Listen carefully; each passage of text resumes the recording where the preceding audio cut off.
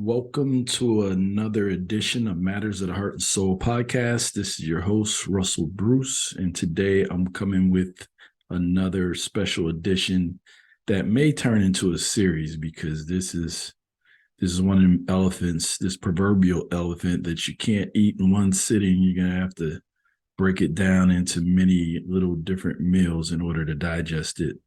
Going to try my best to make it short or keep it 30, 45 minutes if possible, so that I don't overwhelm you with this information because it is a lot of information to take in.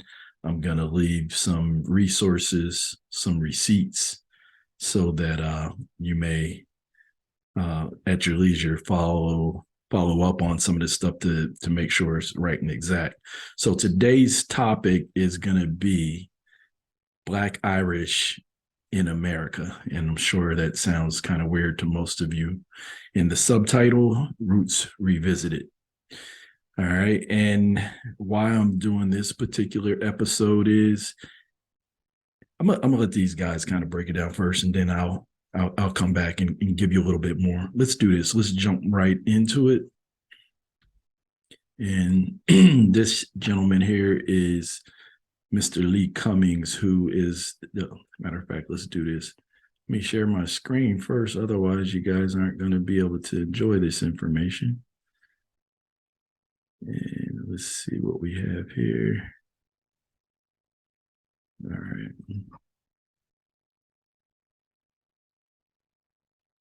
All right. So once again, this is Mr. Lee Cummings. He's the author of the book series, The Negro Question.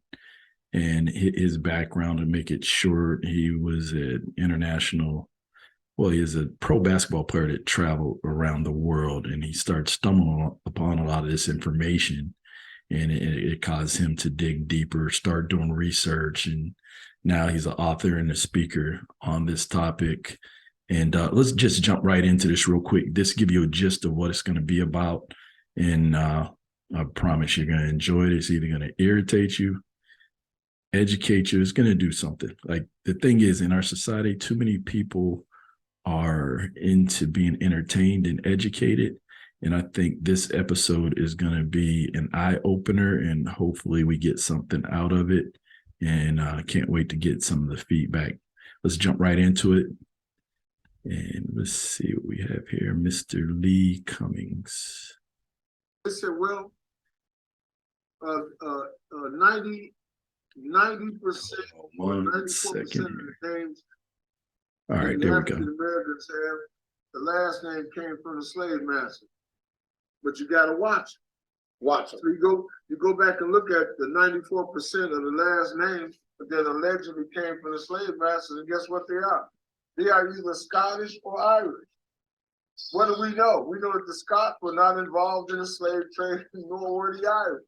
So wait, Thomas. Wait now. Yeah. All our last names in America, either Scottish or Irish.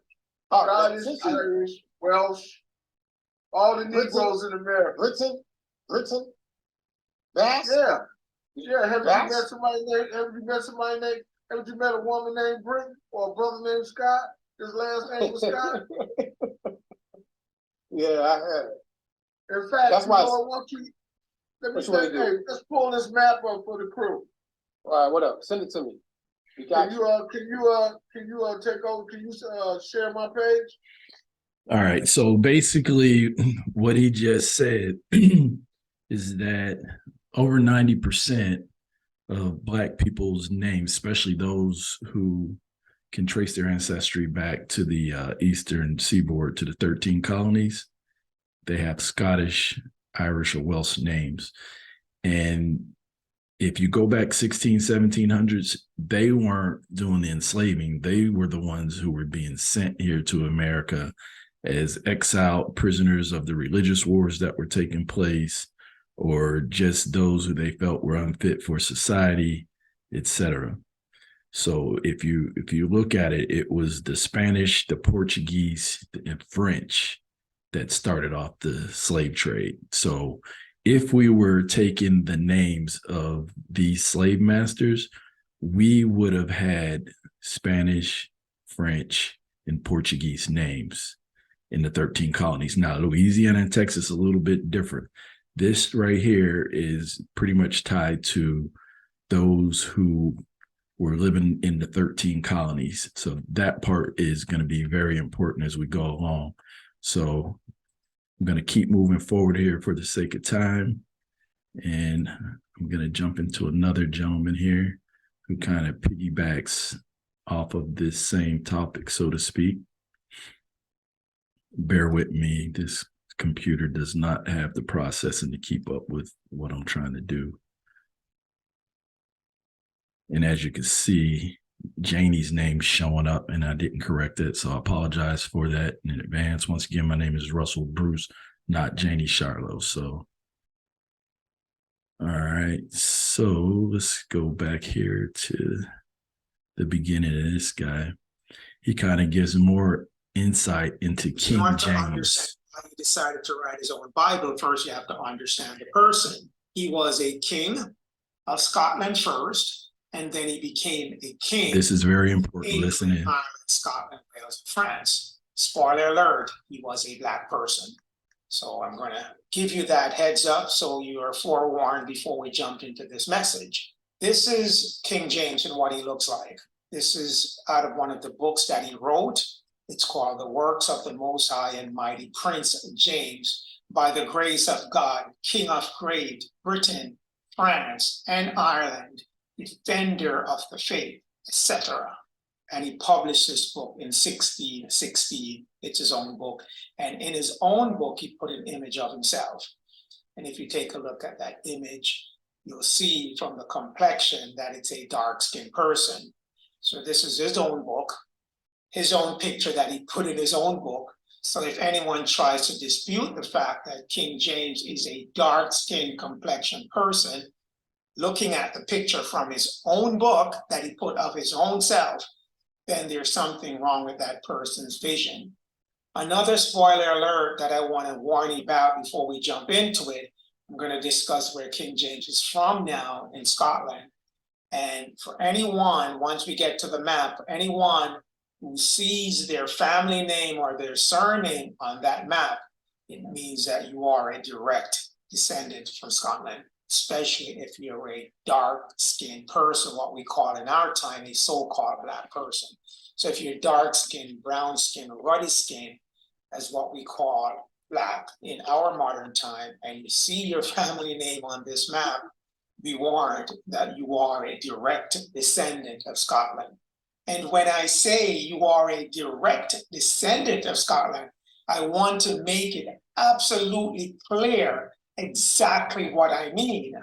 I do not mean that a fair-skinned, pale-skinned complexion person got a dark-skinned, brown-skinned, ruddy-skinned complexion woman impregnated, got her pregnant, and then gave her child the family name because the original name was with a fair-skinned, pale-skinned complexion family. That's not true. I also do not mean that your family line took the name from their slave master. That is absolutely not true.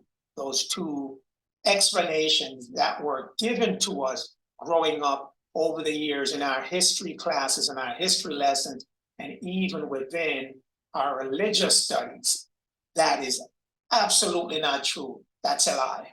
So now that I've gotten the deceptive psychosis out of the way, I've cleared that out of the way, now I'm going to open it up to the truth. And the truth is, in England, Ireland, Scotland, and Wales, and all over Europe, majority of the people that were there were dark-skinned, brown-skinned, ruddy-skinned complexion people. Focusing this on Scotland, where we're going to talk about King James. In Scotland, majority of the people, whether they're Highlanders or Lowlanders, were of dark skin complexion. They migrated from Europe into North America and the Caribbean. A lot of them came as indentured servants, 7-year indentured servants. Many of them came as political prisoners. They're rebels because they were giving problems in Europe. Some came as criminals, vagabonds, because they weren't part of the elite, the bourgeois structure. So they were spirited off, kidnapped, and taken into the Caribbean and North America. But that's the lineage of your family. Don't believe me? Let me prove it to you. All right. So he went through those lists pretty fast. I'm going to provide you the link so that you can research them yourself. The first one was a map of Scotland, Ireland, and you can actually Google, say, Scotland surname map, and it will show you what part of the land, whether they were lowlanders or highlanders. And when you start running across some of this history to make more sense, then you'll start to see a lot of the names of people that you know here in America. And once again, we always thought that they came from slave masters, but such as myself, when I study my ancestry, I can go back into the 1700s in Hardy, West Virginia, and I could clearly see that my relatives who were enslaved or indentured at the time, they were enslaved to a family with the last name of Von Meter. All right. And there's a whole story to that because they left them with a lot of land. And I'm going to cover that shortly. Let's go to this book. It's called A Description of the Western Islands of Scotland, written by M. Martin. On page 239, on the right-hand side of the screen, let's read together. They're talking about the inhabitants of that island, and it's the island of Jura. Let's see what's on the island. The inhabitants are all Protestants, meaning they're not Catholic. They're against the Roman Catholic faith. Protestants are people that were protesting the majority Roman Catholic religion that was dominating Europe. Let's figure out what the people on the Jura part of the island look like. The natives here are black of complexion. Let me repeat that. The natives here are black of complexion. They speak the Irish language and wear plaid. Anywhere in your modern time where you see people wearing plaid, and they're mainly Caucasian people, fair skin, pale skin complexion people, wearing plaid as their traditional outfit. No, it was not. It is part of your original custom that was assumed when you got swept out of Europe. All right, so he's mentioning the dress with the plaid or the kilt. The kilt. Remember the kilt, and remember the Egyptians wore the kilt. Connected dots. So let's back out of this for a second here. So I mentioned that I shared the same ancestry with, here, matter of fact, let's pull him up here. Let's go to Google. So Henry Louis Gates Jr., a lot of you are probably familiar with him. Once I pull him up, you probably remember his face. Henry Louis Gates Jr.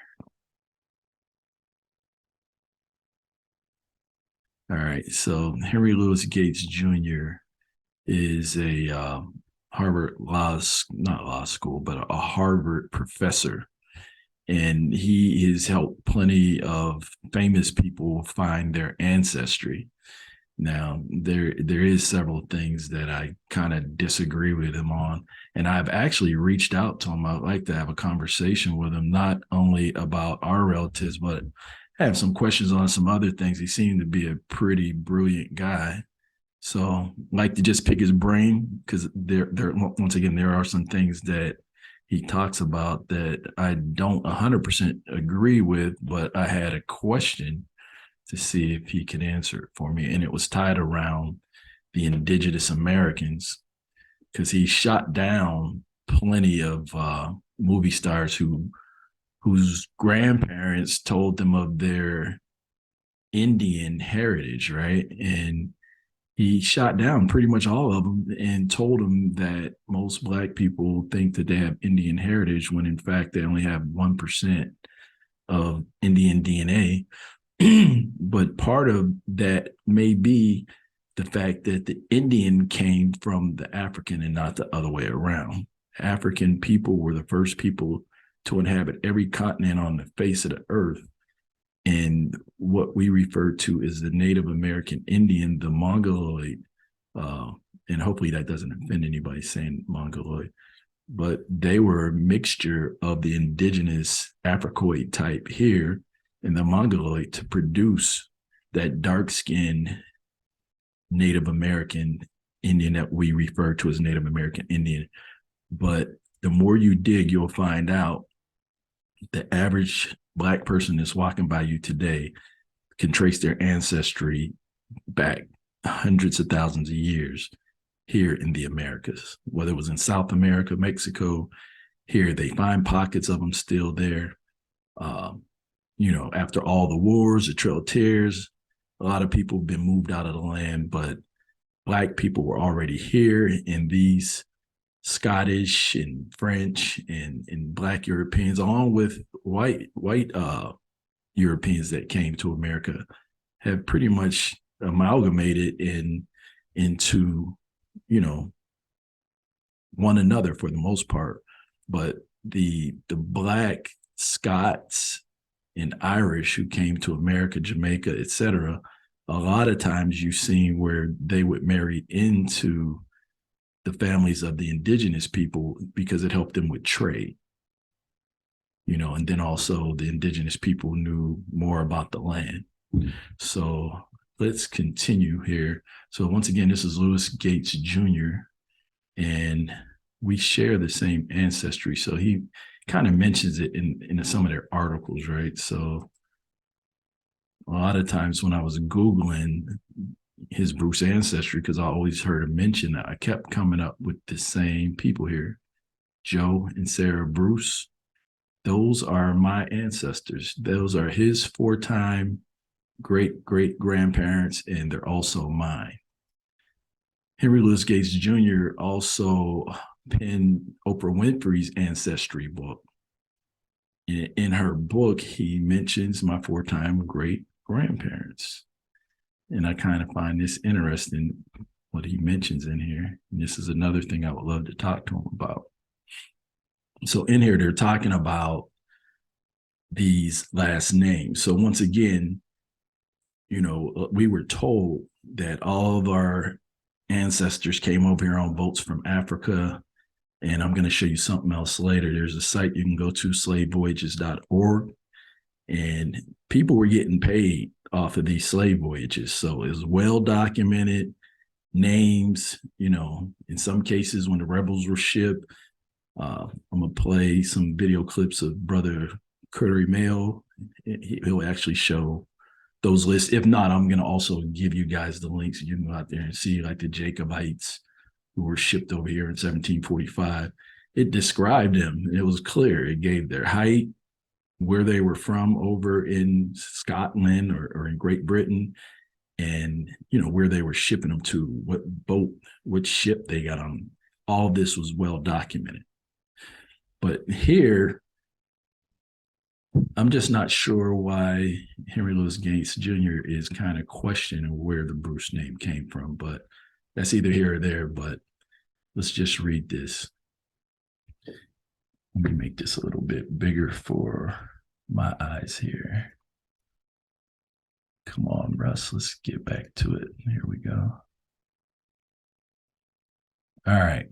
Given the difference in the sizes of the samples among these studies, and given that the Mill study was of slaves who had been recently freed, her study is the most relevant of the three for those of us searching for our slave ancestors through the 1870 federal census. In other words, if you are fortunate enough to find your ancestor in the 1870 census, there's a strong probability that if you look at the 1860 federal census for a white slaveholder with the slave surname living in the same or nearby county of your ancestor, where your ancestor was living in 1870, your ancestor may have been the property of that person or one of his or her relatives. Now, once again, that may be true a lot with French names and Spanish names and Portuguese names. But when it comes to the Irish names, it's slightly different. The Scottish really didn't get involved in slave trade till later on in the 1700s.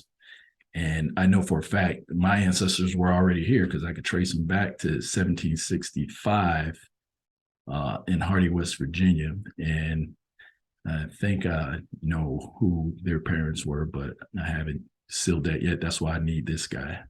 But they were definitely from Scotland because I have older relatives who talked about their Irish relatives. They knew about them. So there are exceptions to this general principle in my own family, for example. And see, once again, this is an Oprah, finding Oprah's roots. This is an Oprah Winfrey's book. These are my ancestors they're talking about. There are exceptions to this general principle in my own family, for example, and this is Lewis Gates Jr. talking. A white slave owner by the name of Abraham Von Meter freed Joe and Sarah Bruce, my fourth great grandfather and grandmother on my mother's side. And this is actually on his father's side when I look at the lineage, so I'm not sure why it says that. And their children in 1823, Von Meter and his wife Elizabeth gave hundreds of acres of land, a grist mill, a house, livestock, cash, and all the household goods. Nevertheless, the former slaves did not take their surname. So right here, they did not take the Von Meter surname. Otherwise, my name would be Von Meter. My name is Bruce. They used the surname Bruce. Another family freed by the Von Meters used the name of Gray. And while we have other theories about this, we're still not sure why. So we must be careful not to presume a relationship simply because of the similarity of the surnames. On the other hand, the odds are strongly in favor that a Black family named Bruce, for example, took that name at some point from a white family named Bruce who owned them. Even if we don't know when, this assumption, and see, this is a whole bunch of assumptions from a guy who's super sharp. I don't understand this. And it's only an assumption, and it's quite useful for you to start. And I can understand why he's telling other people they may want to start there on their own journey into their ancestors' slave past. And even if you must, use it cautiously. You know, because the thing is, it's like, we need to find out what was going on in the world in the 1700s, right? So I can go back to the 1700s with Sarah and Joe. So this document here this is coming out of Oxford, right? And this is a pretty prestigious document. And this is a firsthand account of what the world looked like in 1751. Benjamin Franklin is titled Observations Concerning the Increase of Mankind, People of Countries, etc. 1751. So his concern is like pretty much the concern of you hear some of the elites today that we're overpopulated. And I think a lot of it is the fact that the majority of the world is Black and brown, Black, brown, and yellow. So that raises a lot of concerns because they predict by 2050 that white European descent people in America and in Europe will become a minority in both places. So this is in 1751, and Benjamin Franklin's talking about, you know, marriage, you know, amongst the people, like what they like to do, because he's pretty much trying to figure out every year how many people, like how fast they're going to grow. So he had concerns. So you could read this at your leisure. You could Google this, by the way. It's out there. It's in books as well. But you could just Google Benjamin Franklin observations concerning the increase of mankind. And this chapter down here is what I find important. All right, so he's doing all this observing. So listen how he describes the people in these countries that you wouldn't even think were predominantly Black and brown. Okay, so he says, which leads me to add one remark that the number of purely white people in the world is proportionately very small. Like right now, it's about 1/10 of the world's population. They predict by 2050, 1/3 of all people on the planet will be Africoid. And we'll say Africoid instead of African because we were everywhere. So even though Africa is the throne of all humanity, we were everywhere. When man migrated out of Africa, he settled every continent on the face of the earth. There's proof of the Grimaldi in Europe, in Scotland, 40,000 years and beyond.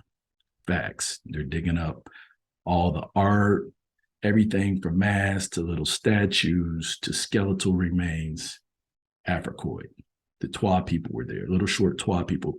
That's why when you see the Jacobite rebels who were brought over here, they averaged probably about 5.5 feet in height in the 1700s and 1745.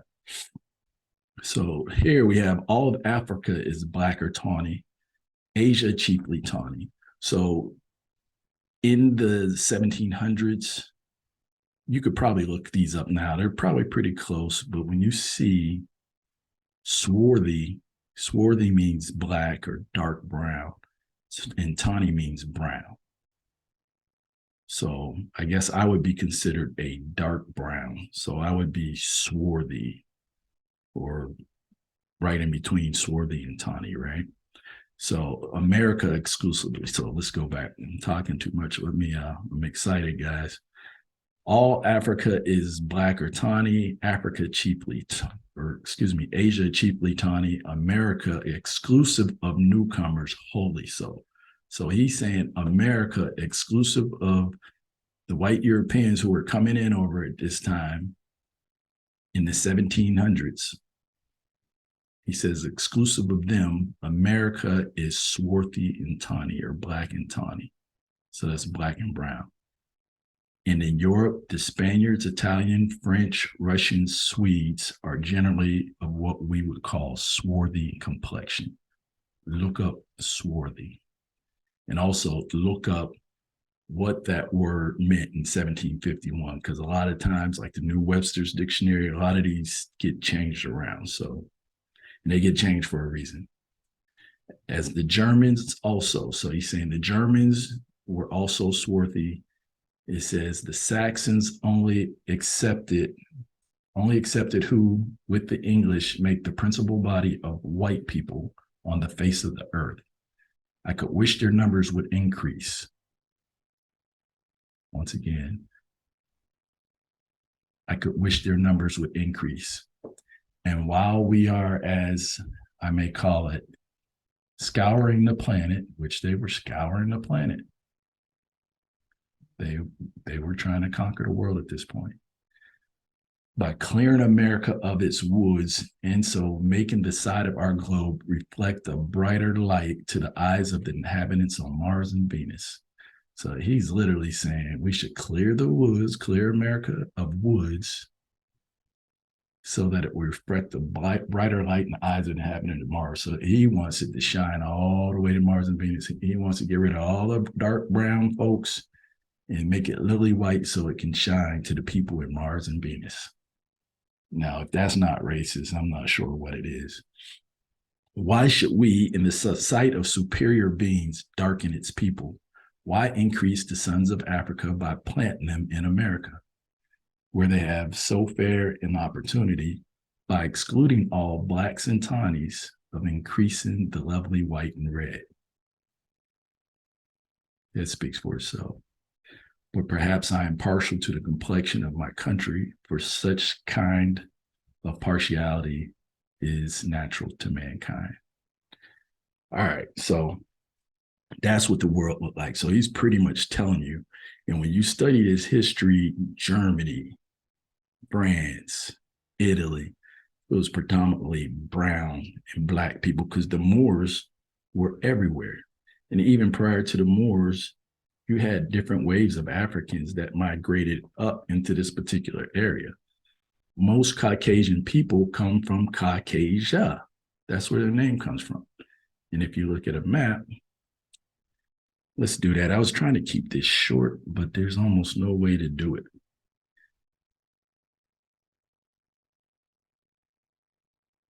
Let me close out some of these.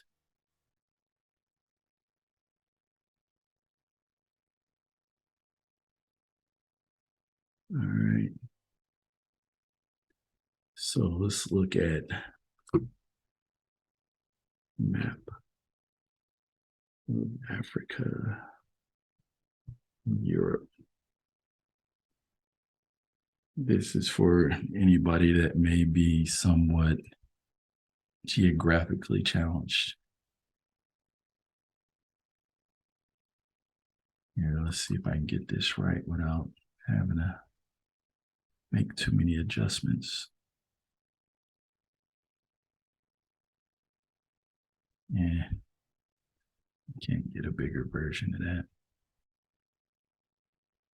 But anyway, so that I'm not wasting too much time, when you get a chance, Google, and basically what I'm trying to show you, like this is Africa. And then you have like Italy, France, and Spain, and then you have Ireland, Scotland, all the way up here. But this particular region was inhabited by Black people. Now, this is not talking about superiority or anything.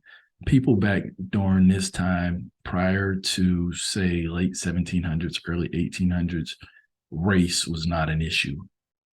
Race was not an issue. The problem in that area or the world during this time was based upon religious belief. The Roman Catholic Church was dominating the world and trying to conquer the world at that time. And there were even Black Romans involved. I'm talking about, I don't have enough time to talk about all this in one. Once again, gonna have to break this down into bite sizes. But over here is where Russia and the Caucasus Mountains and so forth are. This is predominantly where the white people were in predominance. Now, some of them may have found their way down here earlier, but you hear of them trying to make their way into Rome, Scotland, more so around 400 AD. And you historians out there, chime in, send comments, correct me if I'm wrong, but based upon what I'm finding, they were latecomers to this area. And I like to read a lot of Professor Boyd Dawkins' work. And you can see I was already looking this guy up. Professor Boyd Dawkins talks a lot about early man in Britain and in Scotland, our earliest ancestors. These are good reads. Let me see if I could find. All right, so let me share what I have here on Mr. Boyd Dawkins.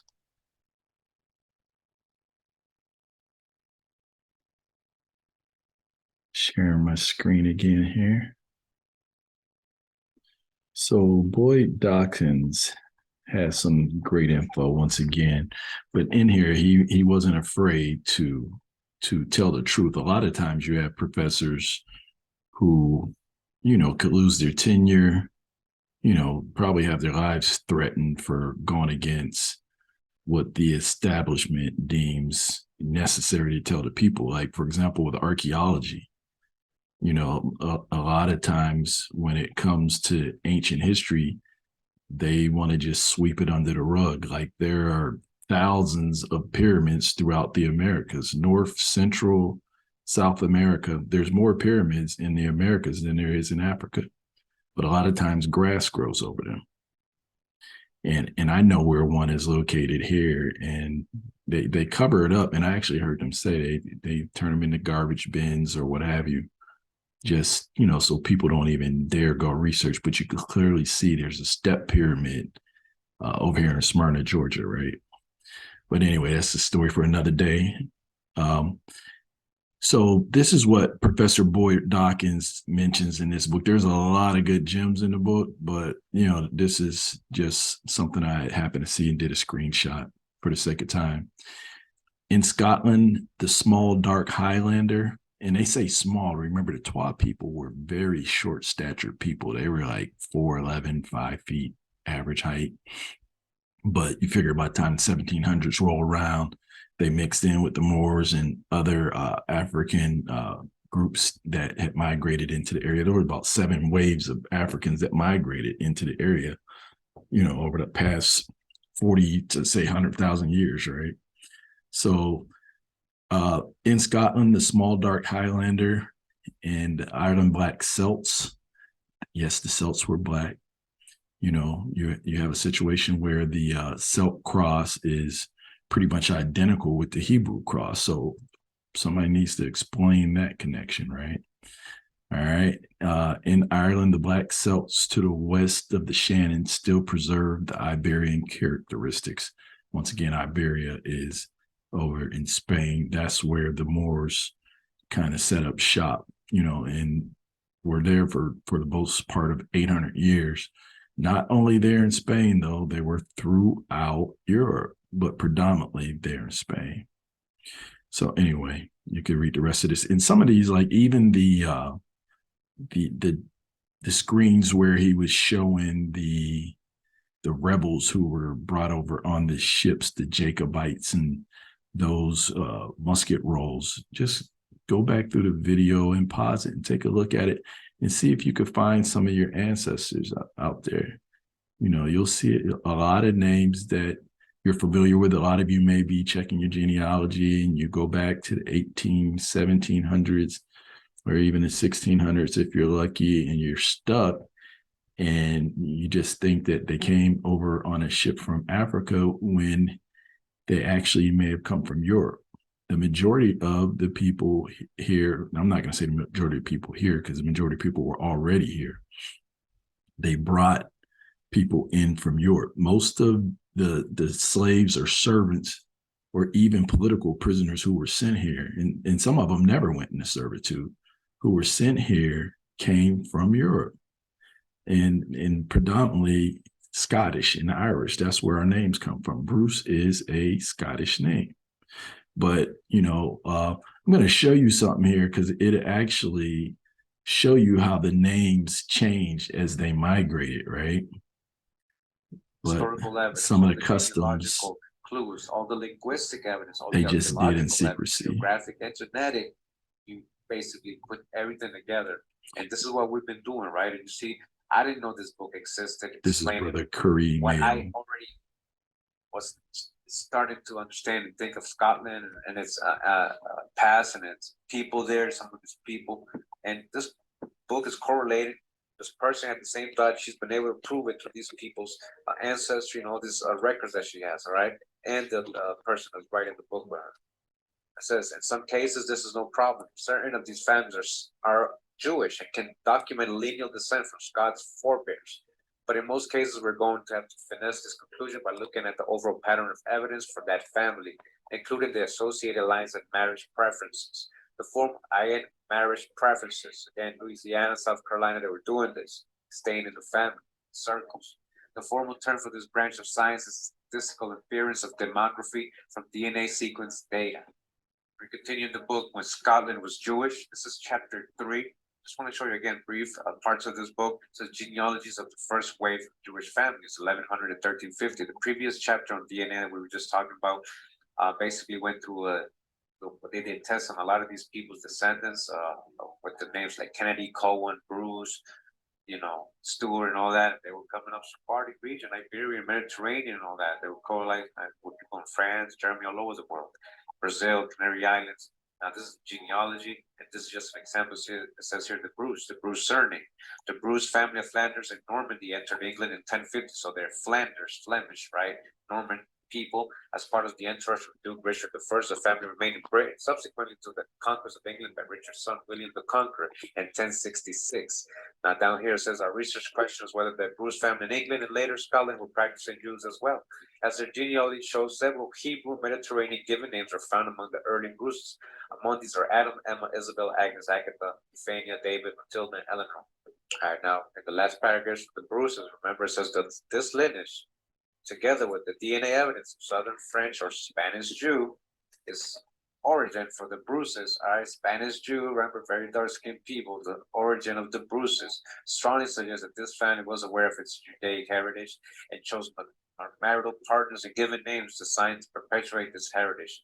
When bruises from Scotland arrived in the American colonies during the 1600s and 1700s, the marital patterns of at least some members suggest that the crypto-Judaic practice had been carried forward to the New World, crypto secretly. All right, now it's showing 4. All right, so that was my family lineage, Bruce. All right, so a lot of times when people hear of Europe, Scotland, Britain, they immediately assume that these were all white people, but you have to remember the Moors were all throughout Europe, and the Twa was there prior to the Moor. So, but I'm trying to use receipts showing other scholarship out there where this stuff is documented. This isn't anything I'm making up. And once again, I stumbled upon a lot of this information just researching my own family lineage. And while researching it, there were just a lot of questions. So I kept digging, and the more I seemed to dig, I would find more information. So we hear of these people migrating in from Spain through France and, eventually into Ireland, Scotland. But prior to them even coming to Spain, they came from Morocco and the Mediterranean. And it goes back to the Egyptians. There's another part of the video where he speaks how, this Hebrew ancestry goes all the way back to Egypt. This particular person right here is a person of interest because she is the daughter of Pharaoh Akhenaten and his queen Nefertiti. Skoda is where Scotland supposedly got its name. When Akhenaten was in Egypt, he was known for bringing monotheism into Egypt. He was the first pharaoh to unite Upper and Lower Egypt. Like the North was practicing one religion and the South was practicing another. And he came with a religion to unite both of them. So he was said to have brought monotheism into Egypt, the same thing that they accredit Moses with. So most of you biblical scholars out there, you accredit Moses with, bringing monotheism into Egypt, but the time frames were identical to that of this pharaoh. That's why I always found it interesting that you can never find a burial site for these prophets in the Bible, but you could always find an Egyptian pharaoh, a king or a queen. You could find their bodies because they buried their dead. And I'm sure the rest of them buried their dead, but it seems as if the names were changed. And I'm going to give you a book here in a second after I get done telling this story. But Skoda, when Akhenaten, he eventually, it wasn't well received that he was trying to unite Upper and Lower Egypt and come up with a monotheistic religion. And I think he even had some issues with family members, including his mother, in reference to it. But eventually he was run out of Egypt.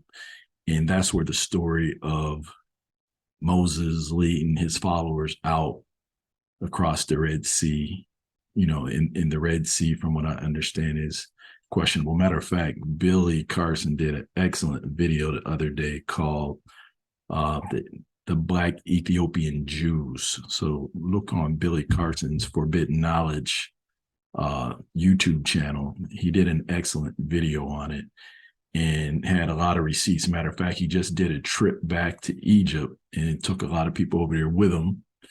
And he gave a lot of receipts of where he was pulling his information from, just so they didn't take it down with all the hype that's going on with Kyrie and Kanye.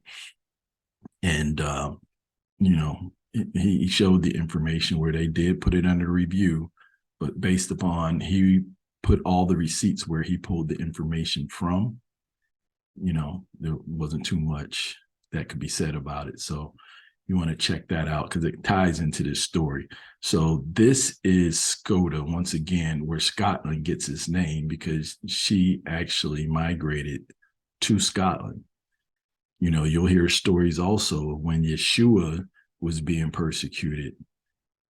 Mary Magdalene and the rest of the Gnostic followers of Yeshua, eventually they fled into France and different parts of Europe as well.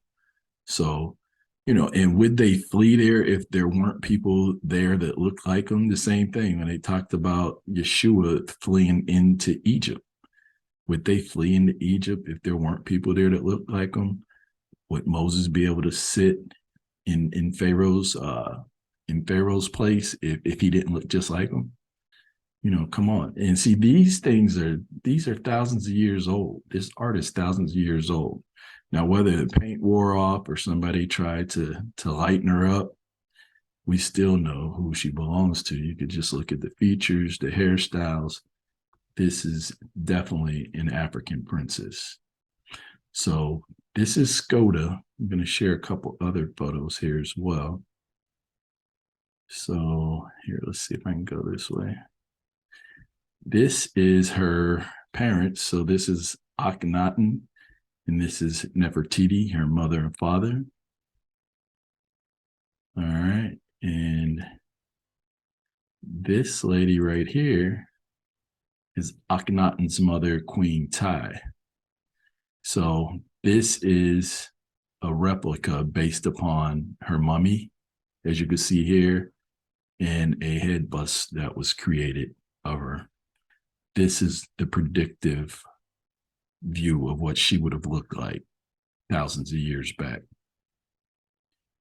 And, you know, if you were to Google on YouTube, a lot of times, like for Skoda and for Nefertiti, you tend to get these Renaissance period pictures where a lot of things were just whitewash. Jesus went from black to white.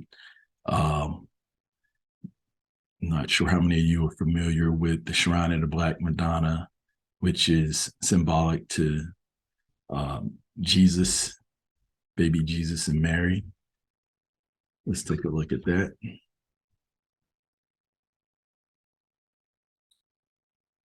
And last week I posted there's tons of photos out here with the Pope kneeling and praying to this shrine of a Black Madonna. What is it about the Black Madonna that they know that they're not telling the rest of the world? You know, why is it that the rest of us, even in a lot of Black churches, we tend to have this Eurocentric version of Jesus, who was actually the Pope's son? Most people don't know that. Should Google that story. Can't remember the Pope's name off the top of my head, so forgive me for that, but I'm sure you could find it. This stuff is not hidden. Most of this stuff is hidden in plain sight. People just aren't looking. Most people just accept what they're told instead of seeking the truth. And the truth is out there. So, you know, not only is this a picture of the Black Madonna. Let me not pull up that video. I didn't mean to do that. But there's also, here, let's see. So these pictures are a little bit more close. Like, look at that. What does he know? And how come the rest of the world doesn't know? How come we weren't taught about the Black Madonna in our schools? We're given a white version of Jesus and Mary. So this is pretty much with everything in history at the end of the Renaissance period. You know, I've even seen photos of a Black Michelangelo. So it's like this story and rabbit hole runs very deep. Gosh, there was something else I wanted to show you guys.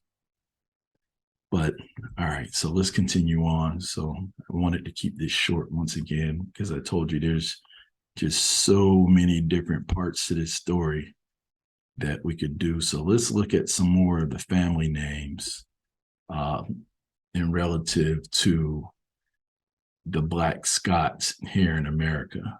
Because, you know, if your last name, I'm gonna just throw some names out there. There's a ton of them out there. Matter of fact, I'm gonna do it one better. While this is loading, I'm gonna do something else here. Let's do this. And you guys could do the same thing. So you can go to Scotland surname map.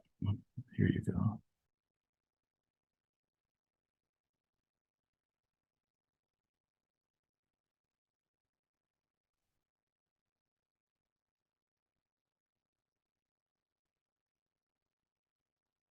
And these surname maps give you the lowlands and the highlands. And you can see some of these names out here like Forbes, Leslie, Duncan. This isn't a clear one. Like here's a Bruce here. I think there's another one up in this area somewhere, but you'll see a ton of Stewarts here, right? So the Stewarts are the family members of King James. So they were in both the highlands and the lowlands. And you'll see Scott. So if your last name is Scott, when you start tracing your lineage, your people may have come from this area. So these maps will become very important. If you're looking for your roots and you're getting stuck and you're thinking they came on a ship from Africa, start checking over in Scotland if you have these names. Like this area, you'll see a ton of Macs. Like Mac is kind of like the Moses name. Mac is like son of. So if you see Mac Claims, son of Lane or son of Lean, McCampbell's, McDonald, and so forth, McDuffie. And so you'll see a lot of that. You'll see some Johnsons, Montgomerys, Duncans, Gordons, Grants, Fraziers, and so on. And these, for the most part, are noble. These are people of nobility. So let's do this. There's still some good stuff I want to share with you guys here. So let's jump into this guy.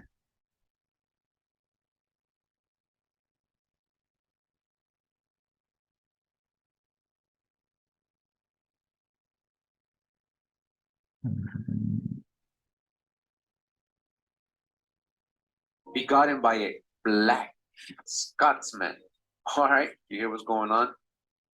We propose that many, perhaps most, present-day Scots are descended from the same types of ancestors who produced these personages. All right, so who came out of who? Right. Further, we suggest that their forebears were Mediterranean Jews from France, Spain, and Portugal. All right, Mediterranean Jews, people of color, Moors. All right, so the book actually breaks down some important famous people in Scotland's history and proves how they were, you know, Sephardic, Moorish ancestry. All right, we're not going to get all this, but like I said, this was an age when Celtic culture was an eclipse, but it was a time that saw the mass expulsion of Jews and Moors from Spain due to the Spanish Inquisition. All right, so it's breaking down how they arrived there, these people's ancestors into Scotland. The Colonies, Richard Oran, for example. All right, so let's talk about him and how he was saying that he was a descendant of King David. But actually, what it says here says, as we shall argue, this did not come about randomly, but resulted from the Scots royal family believed that they did, in fact, descend from the Jewish King David. We will argue that the family was Jewish patrilineal ancestry in faith, but of Western Sephardic rather than Semitic, all right, Middle Eastern genetic descent. They were Sephardis, all right, not from the tribe of Israel specifically, all right, not from King David himself specifically. All right, so let's start breaking down. Here's a whole genealogy family tree. So right here, this part before we continue is talking about this person became a very important trade merchant and how this town became a place of trade.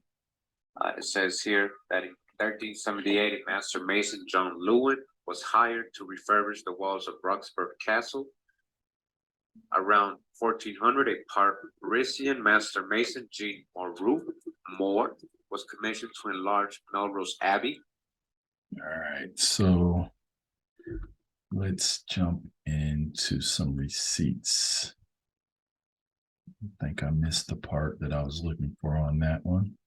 But let's jump into some receipts. And as you can see, a lot of times the pictures are always going to be, not always, but for the most part, which is misleading. We always see cartoonish pictures of Caucasian people, which is kind of disinteresting to somebody who's seeking out their lineage. Like, for example, if you're taking a picture, a group picture, and there's 10 or 100 people in the picture, and you're in the picture, and remember back in the day, the instant Polaroid camera, right?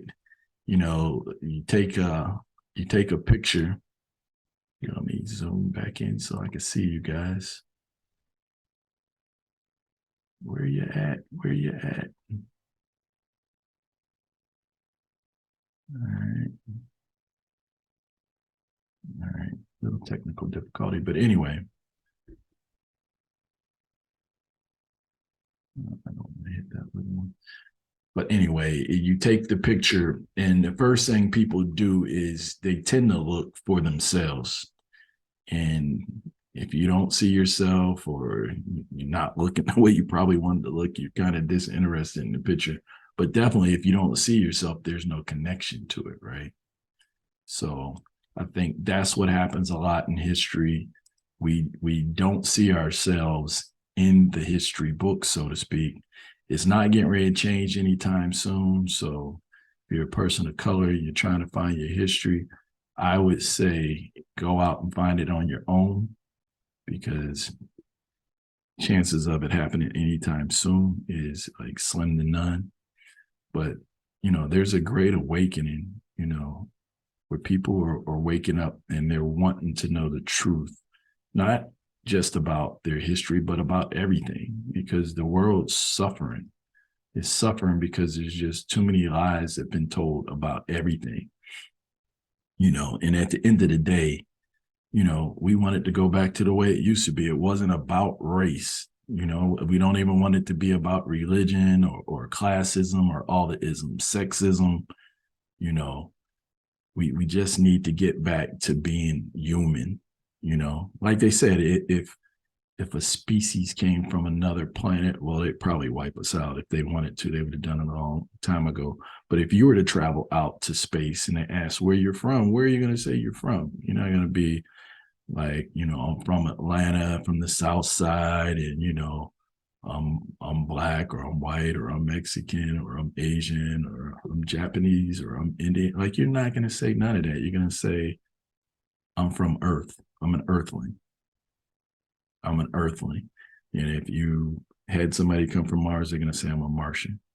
We just use too many things to separate us. And, even like today's Sunday, 12 o'clock today was probably the most racial divisive time of the week, is during church time in this country. Yeah, there's some non-denominated church where you have a mixture, but for the most part, everybody goes off to where their culture is being deified. And in some cases, you have other people who live under the deification of another person's culture, which I never understood. I always felt that when you look in the mirror, you should see your savior, you should see your God in yourself. Yeshua, who was the greatest example for man, stated that the kingdom was within, so you should see it within yourself, not outside of yourself. And he also said that ye are God's children of Most High God, and that you would do greater things than that he did, because he knew that technology would change, that time would change, and that more people would be adhering to his message. But let's get back to our history lesson here. I'm getting ready to skip that ad because it doesn't bias anything. But This part's pretty good. Where did it go? Come back. Come back. No. So what I was getting ready to show you, and I'm gonna come back to it here. This is and I want him to tell you that so I don't have to repeat it. And This book right here is written by a spy that was spying on, the Scottish nobility for the king. And this is how this actually helped them defeat the Scottish and how they end up scholarly sending them so off. late as the 10th So century, sit back and really listen to this prophets of part. Scotland were wholly black, and the supreme ruler of these became for a time the paramount king of the transmarine Scotland. We see one of the black people, the Moors of the Romans, in the person of King of Alban of the 10th century. History knows him as Kenneth, sometimes as Dub, as a Niger. We known as historic fact that a Niger Baldu has lived and reigned over certain black divisions of our islands, and probably white divisions also, and that a race known as the Sons of the Black succeeded him in history. All right, so now we're in this book. That was a great find. It's called Memoirs of the Secret Service of John Pay attention to this. Macky or Mackay during the reigns of King William, Queen Anne, and King George I, including also the true secret history of the rise, promotions of the English and Scots nobility, officers, civil, military, naval, and other persons of distinction from the Revolution in their respective characters at large, drawn up by Mr. Mackay, pursuant to the direction of Her Royal Highness and the Princess Sophia. I published from his original manuscript and attested by his son Spring Mackay, Esquire, the second edition. And this is printed in 1733. All right, this is the Roman numeral 1733. So this is the author of the book, John Mackay. Again, we're at the Oxford Dictionary of National Biography. This is actually a PDF. There's so many volumes, but they have an online version, but you need access to it with a university. But either way, it says that he's a writer, a spy. All right, a spy. Was a Scot of obscure birth, parentage, and education. He fled from France to London in the summer of 1682 with the first news of the intended French and Jacobite invasion from Lagoux. Again, John Mackay, government agent or spy. And this is from the Dictionary of National Biography, 1885, volume 35. All right. He's the author of Memoirs of Secret Services. That's what we're going to read right now. Down here is what I want to read. It says he's the author of somewhat important contribution to contemporary history, Memoirs of the Secret Service of John Mackay. Says the chief value of the memoirs consists in its description of the leading personages of the period. All right. This is the chief value. All right. Pay attention because we're about to read some deep stuff. So chief value. All right, it's descriptions of the leading personage, the descriptions, that's the value in this, all right? Which evidence both keen powers of observation and great impartiality of judgment, all right? He was not lying and he wasn't trying to, hide anything or had an agenda. He was being true of what he was seeing and reporting, all right? Remember, he's a spy. He has to report what he sees. So we can find this book we're about to read in all the digital archive libraries. This is the New York Public Library, the Royal Collection Trust. They also have a copy here. All right, here's another copy here you can get. It says here, the description says, this work has been selected by scholars as being culturally important and is part of the knowledge base of civilization as we know it.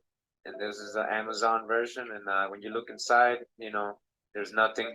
They don't show you. Trust me, there's some deep stuff in here they don't want to show you right now. So I just want to read a little bit of the history of this book before we got into it. Very important. And, I remember he was a spy. He was saying that he was writing what, he was seeing. So we're not going to read the whole thing. But basically, the book explains that he found out that they were going to invade London with the help of France or some places. And he snitched on them. And, King William was able to beat these guys, the Jacobites. But we're going to get to some very important parts of the book. All right, so we're going to begin with this person right here, which he's describing as, his name is Charles, known as the Duke of Somerset, master of the horse, of the ancient family of Seymour, who made so great a figure in the reign of Edward VI. I remember these are the people he's spying on. So these are the Jacobites, all right?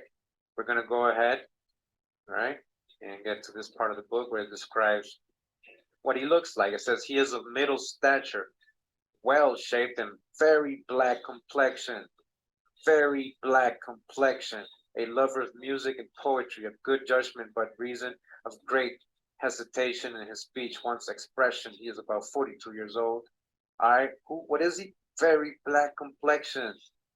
All right, the Duke of Somerset, again, very black complexion. All right, remember, this is historically accurate what he's writing. He's a spy, and he's writing to King William. Very black complexion. The next person we're going to talk about, and he's going to describe, is Sidney, Lord Godolphin, Lord High Treasurer, a treasurer of England. We're going to go, all right, so it talks about him. It says he has an admirable, clear understanding of slow speech with an awful serious deportment, thus more than he promises, an enemy to flattery, show and violence of very hard access, but that being equally deemed to all degrees of people, makes it supportable, of a low stature, thin, with a very black and stern countenance, near 60 years old. All right, he's very what? Very black. All right, the next person here is Daniel, Earl of Nottingham, Secretary of State. It says that he has also the exterior air of business and application enough to make him very capable, and his habit and manners very formal. A tall, thin, very black man. He's a very black man, like a Spaniard or a Jew, about 50 years old, like a Spaniard more, or like a Jew, like a Moor. He was a very black man, a very black expression, right? To these books by Lee Cummings. A lot of you've seen his books, you know. All right, so for the sake of time, I'm not gonna continue at this point, but you get the gist of it. So that book by John Macky is a PDF version that you can find online. A lot of this stuff is in the public domain. You can Google it. And once again, that is John Macky. Here, let's see if I can help you guys out here. And you could build up a collection of some very, very good books out here. Let's see, John Macky. Let's see. Okay.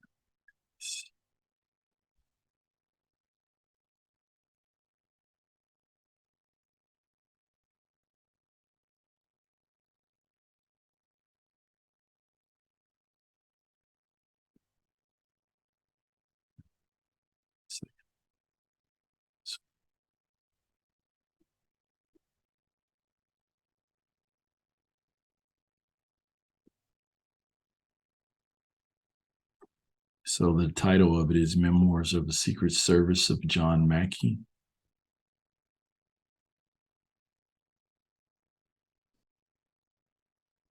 And whenever you're Googling some of these books, you could put in PDF, and a lot of times you'll find either some of the book or sometimes the whole book out there. So if you're looking on a computer, I'm going to show you a little hack. If you're in any of these books and you're looking for something specific, like I know he mentioned that a lot of these people were black, right? So you could do Control F, type in black, and it shows 30 references, you know, and you can see a lot of times they're talking about different black people, and these were people of very high nobility at this time. And later you find that these are the people who were actually shipped off to America. If they weren't killed, they were shipped off. When Oliver Cromwell kind of took over and came at the Scottish and Irish, said that he killed about 10,000, deported, jailed about another 40,000. But when the war started with that guy, it didn't end for a whole year. So, and you read the history of places like Tasmania, where they just pretty much went and killed damn near everybody on the island. It's not out of the question that these Black nobles and families in Scotland couldn't be moved out of the way. Look at the Trail of Tears here in America with the indigenous people. So don't act like we don't know what could have happened to these people. It was impossible. It was not impossible. So anyway, to make a long story short here, this conversation was about Black Irish in America. Didn't have enough time in this video to go into, Jamaica and Barbados, but there are plenty of Scottish, Irish people in the Caribbean islands, and a lot of them know their history. Some of them don't, just like us here in America. Some people don't know where it come from, but down in Jamaica, they have Irish town. Barbados, they have an Irish town. So some of these people are well aware of their roots. You also have a situation in, like in Jamaica, they love Irish sea moss. Why do you love Irish sea moss? And you're in Jamaica? Because you can get sea moss from pretty much anywhere in the world. There's more than one sea moss, right? So let's look at one last thing here before I let you guys go. And I really appreciate those who hung in here and followed this. Hopefully you're getting something out of it. If you are, please leave a comment. If you don't like it, you just want to troll, don't bother. I'm talking about, if it's not for you, just move on, It's all good. No love lost. We're just seeking the truth, and if you feel this is garbage or rubbish or whatever you want to call it, then so be it. So this book here talks a lot about the Black Irish of Jamaica. Pretty deep book. And you got to also think, like, when wars occurred, like when they went after the Scottish and a lot of men were killed in battle, and sometimes, families were wiped out, their real estate was taken. A lot of these kids were orphaned.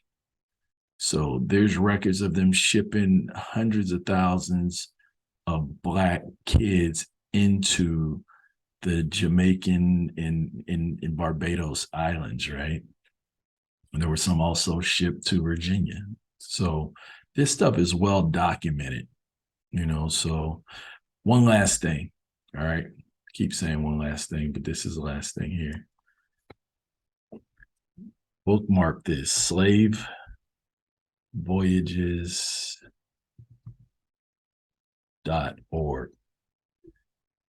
This right here has some receipts. So if you go to the transatlantic tab here, and you can go, and look at the estimates. I'm talking about, you have to play around with it to get used to it, but you'll start to find, like, it'll show you like where the ships embarked from and where they disembarked. Embarked meaning where they got on, disembarked, of course, is where they got off. And you'll start to find out that the number of people that they mentioned that were involved in the slave trade, like the number of so-called slaves, those numbers just don't reflect. And especially when you start looking coming out of Africa, you see a large number coming out of Europe, So if you look at all these numbers coming out of Great Britain, there's about 3 million people here over this time frame.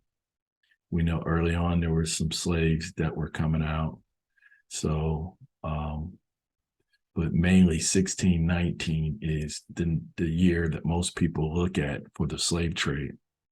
This thing is pretty neat. You can make adjustments over here. It's not showing Africa here right now, but you can click on some tabs here and you can find Africa. But if you look, you'll start to see a totally different picture of what actually occurred and the routes in which these people were taken from. So up until, say, about 1750, slavery didn't exist in the 13 colonies. And for the longest time, Great Britain was against slavery. And, like we were saying early on, is that the Scottish and the Irish were the ones who were being exiled and taken into indentured servitude. And then you just had those who wanted out of Europe and wanted to come to America looking for, the promised land, so to speak. And they couldn't afford the ship fare. So a lot of them would indenture themselves off to, the business, because it was a business. So, the 13 colonies, would take them in to work off their time, whether it was 4 years, 7 years, like if they were criminals. In some cases, you hear stories where they were given life sentences, but they were given an option to come and say work off a 7 to 10 year indentured servitude in the Americas. So that's pretty much how it started out. But later on, say the 1700s, like the mid 1700s, in the 1800s, that's when it turned pretty ugly into chattel slavery. And the power structure of Europe and America changed hands. That's going to be another topic, because a lot of people are like, oh, Black people were running the world. What happened? Well, a lot of it was Black on Black violence between, the Black Brits and the Scottish and the French and the Portuguese, the world wars, because some of the things we're finding out about the world wars. And real quick, even here in America, in the 1830s, if you look at that census and you look at the free Negroes who owned slaves, there were a ton of them in Virginia and Louisiana predominantly. But, because you had the Black French, and then you had, the 13 colonies on the Eastern Seaboard, like when King James and them came over and signed the first charters. And, it started off peaceful. They had charters with the Indians. I can't tell you off the top of my head where it went wrong, so I'm not going to stumble through that. That's going to be something that I'll do some more research and we'll definitely tackle it. Once again, this is a big elephant. You can't eat it in one sitting. But there were a lot of Blacks who had a lot of wealth in the North as well as the South. And when it came to the Confederacy, you'll find that there were a large number of Black people. The fact that they own land and indentured servants, slaves, it was a combination thereof. There's actually a book, or is actually based upon the census that Carter G. Woodson put together, because he was actually researching it and he put it together. We'll do another one on that. I actually have that information and would love to share it. So, all right, so it's getting a little late here on the East Coast, and hopefully you guys got something out of this. Didn't do this to piss anybody off. I haven't sold off running from my African roots and nothing crazy like that, but the truth is the truth because it's true, not because of who says it, or not how you stumble upon it or you get it. But, that out of Africa story is not 100% of what we thought it was. And even if you look at Alex Haley, and this is the last thing of the last thing. Keep saying that, but like I said, there's just so much more. Did you know that Alex Haley was sued over the Roots movie, over the docuseries, or whatever it was actually called? He was sued because he actually plagiarized from an older fictional novel. All right, we're about to check out here. You can Google this one. He was sued for $500,000 because they claimed that he only got $1 million. You know how that is for tax purposes, probably put it in a trust or a business, or yada, yada. But anyway, you can Google that, read it. So he got sued. Roots was not 100% true. It was stolen from a fictional novel. Once again, this is Russell Bruce, Matters of the Heart and Soul podcast. Hope you enjoyed it, and we'll see you later. Peace.